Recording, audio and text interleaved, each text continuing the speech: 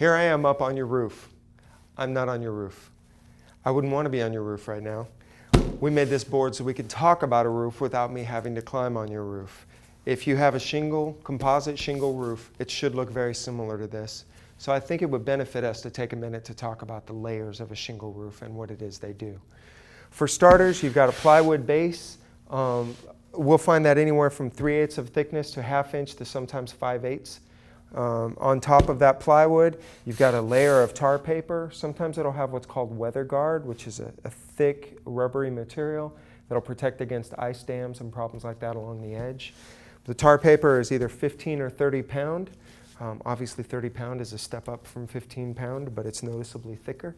The tar paper is secured with either staples or these plastic cap nails like this. Sometimes these plastic cap nails are also used for attaching the shingles. Now on top of that tar paper, you're going to install a layer of this drip edge. That's what's commonly installed there. And that allows the water to run past the edge of the plywood that's subject to some moisture damage. But it does go on top of the tar paper. Now, drip edge, subroof tar paper, drip edge is in place. They start the shingling down here at the bottom. The first row of shingles is inverted. It's spun around upside down. And that allows the slats to not overlap so you don't have any bare tar paper exposure. And then the shingles are applied from there. They're overlapped, as you can see.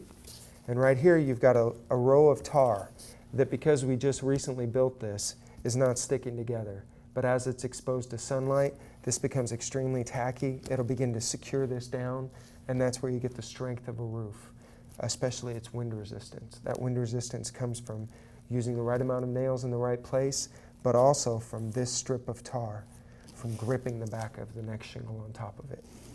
Now, when you get up near the ridge, you have to control the hot air in the attic. You do that through proper roof venting. It's done a couple of different ways. The way I've demonstrated here is a piece of what's called ridge vent. The plywood is removed, so there's approximately 3-inch gap across the top that allows the air to escape. And it's covered with a piece of plastic designed for this purpose that looks just like this. This is the other half of this one. Now on the end, because it has to be shaped to meet the roof, it's got these slots that are cut in a size to keep out pests. It's also got ventilation slots here as well. And you just use the nails that are supplied with it that are really long to nail it in place at the nailing points they make clear. But this is basically what a ridge vent looks like.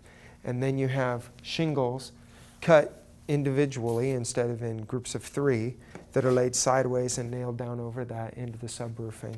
That's the basic layers of your roof. And if there's a penetration, there's some damage, you lose a piece of a shingle, you normally still have some tar paper offering you some protection, but not enough. A leak will develop quickly once a shingle has been torn off. So that's the basic anatomy of a composite shingle roof.